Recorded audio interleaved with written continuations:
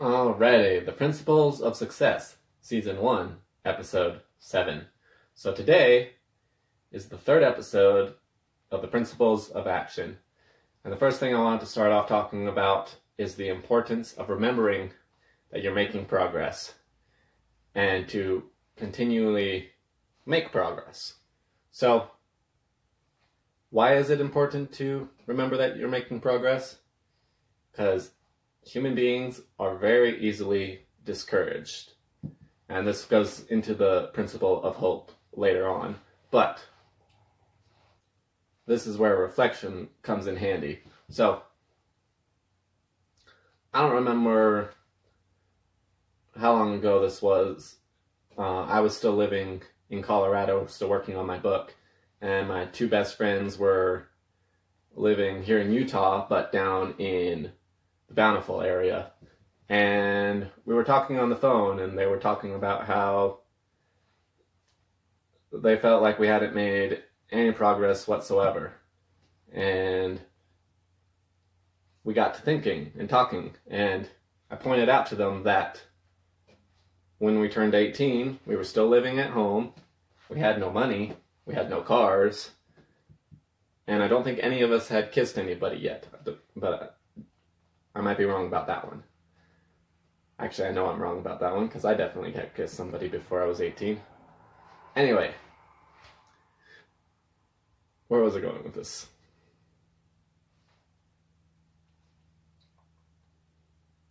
Anyway, we were talking about it, and I figured out that it was real important to reflect on where you had been. Don't dwell in it, but reflect on where you've come.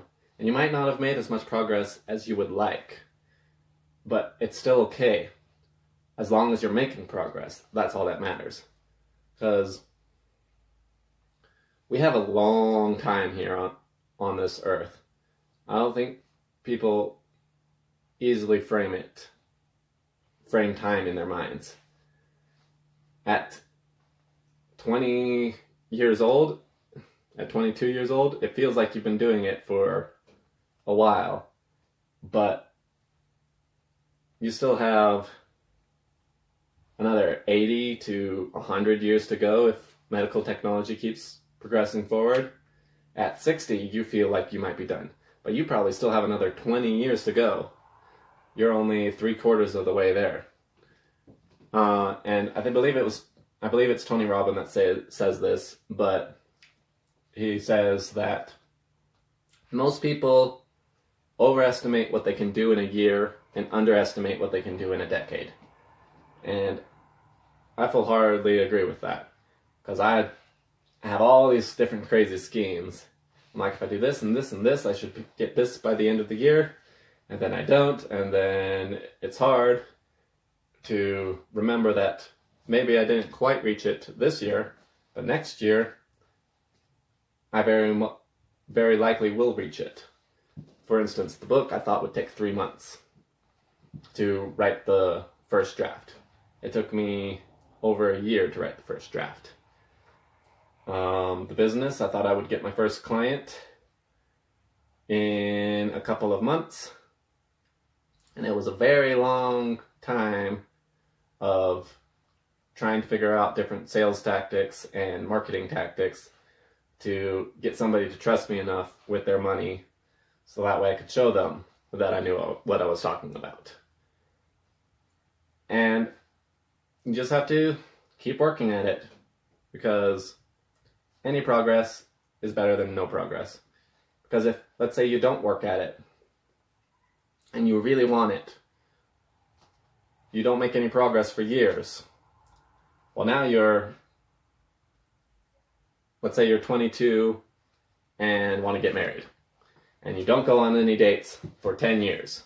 Well, now you're 32 and are exactly in the same spot that you were before.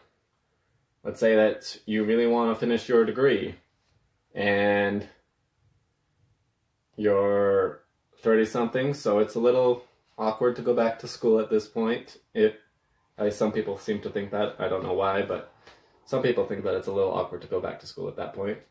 And they put it off for another 10 years. Well, now you're 40-something. and you still haven't finished your degree. So, making any progress at all is better than none. And then I want to talk about consistency. Consistency is extremely important. And being a good procrastinator, this one I struggle with plenty of times. I mentioned the book that I needed to write 300 words. There was a very specific reason why I said 300 words.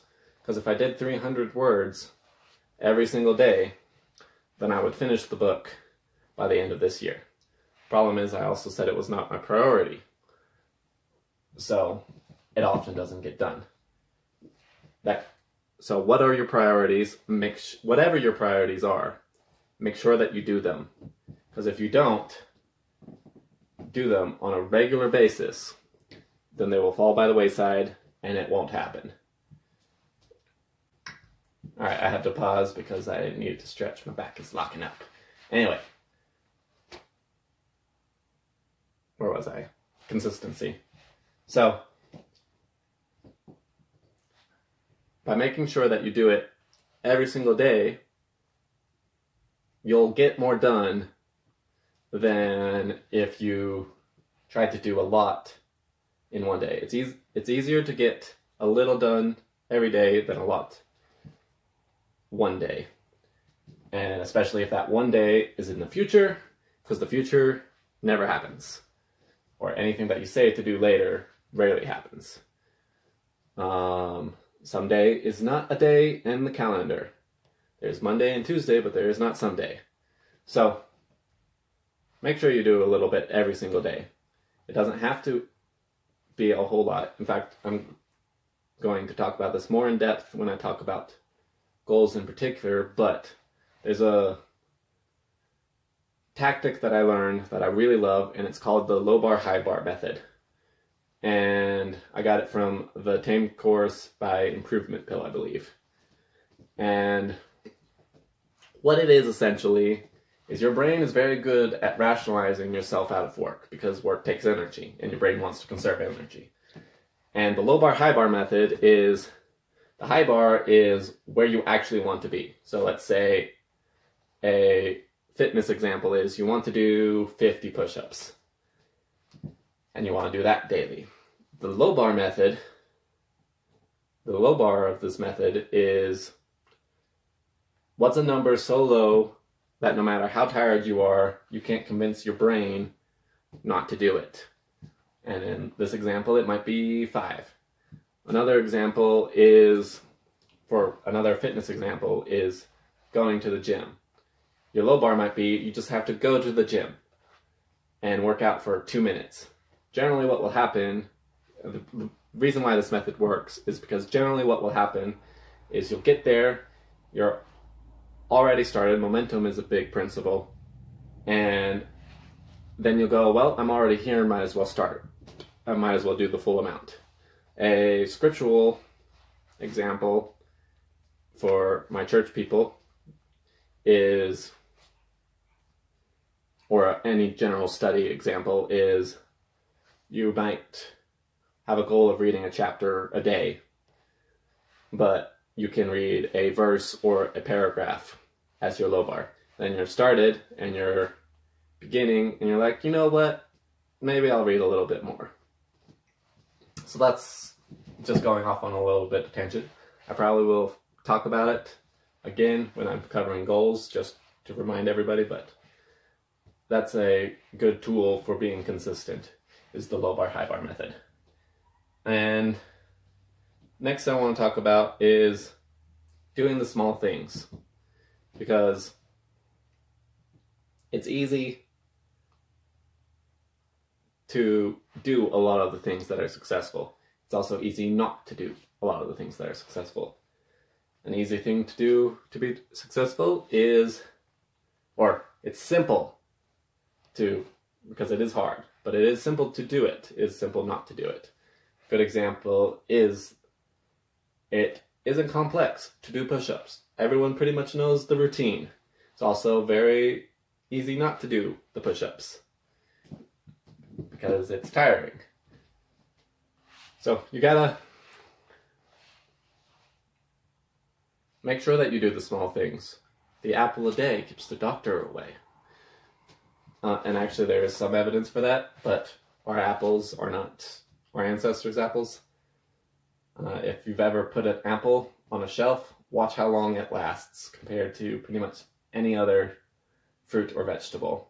They last for freaking ever. Just doing the little small things.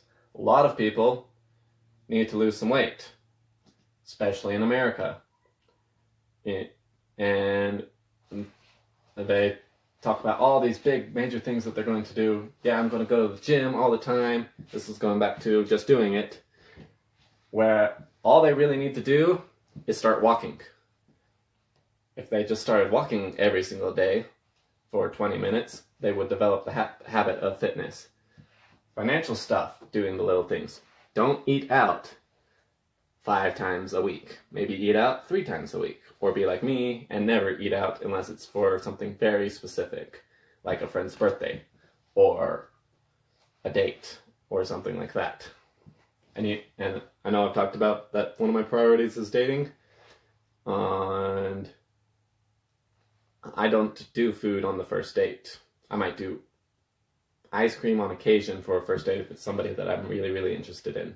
That's how I can keep dating super cheap, is by not doing that. So just doing the small things, making small little tweaks. A lot of people turn off the alarm and go back to bed. But the problem with that is your circadian rhythm, which I'll go more into depth when we're talking about sleep, but essentially it messes up, and that's one of the reasons why so many people feel groggy for the first several hours of the day. Another reason is sleep deprivation, but one of the reasons why is because they hit that snooze button, and then their brains goes, oh, we're going back to bed. Oh, no, we're not. And it causes problems. So just making small tweaks. Keeping your house clean. Washing the dishes when you use them is a whole lot easier than washing off a pile of crusted up dishes. I don't actually do that one, but that is an example of doing small things. And then there's always the problem of procrastination. And that's the last thing I want to talk about today, is procrastination. And I should know, I'm an expert at it. There's a reason why batching is very useful, and why I need to make sure that I'm like 2 to 3 months out ahead of schedule.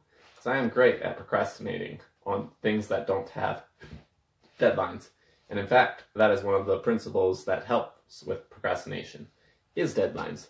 Problem is, so many of our higher goals are things that don't have deadlines.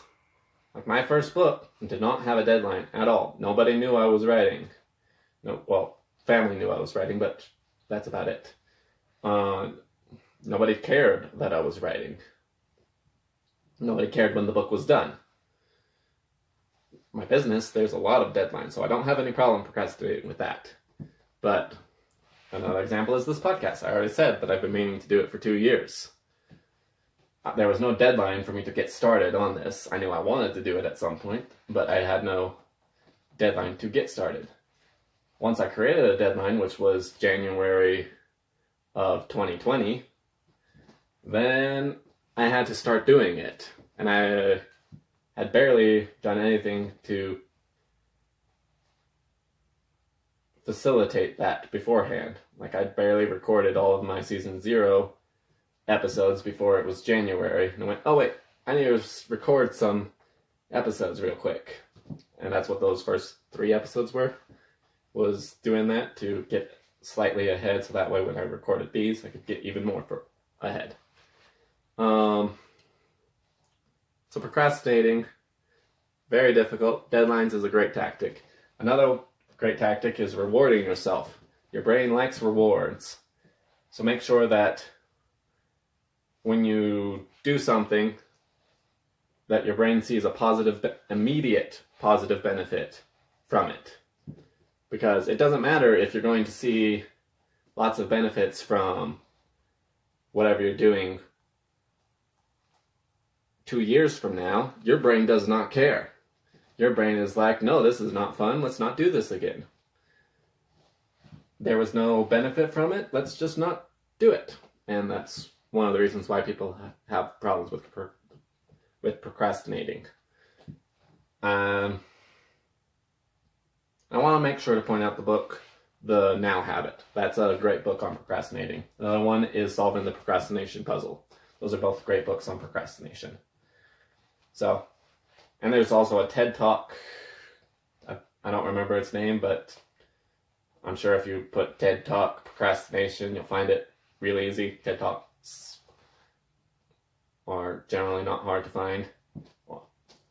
And so, there's all these different tactics to help with procrastination.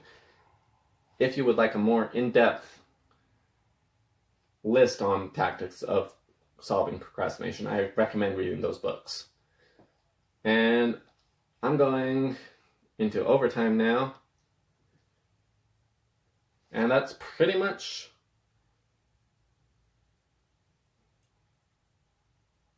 that pretty much covers everything that I wanted to talk to you today about. So I hope you enjoyed. Again, if you got value out of it, please share. Let your friends and family get benefits from it. And again, if you did not like it, please let me know, and let me know what I can do to fix it and improve. Because we're all improving, we're all working on it, and that's what makes things like this interesting, is because you will be able to look back on the progress you've made and remember to make sure to keep track of your progress. Anyway, that was dumb. Anyway, thank you for listening, and I hope you enjoyed. I'll see you next week.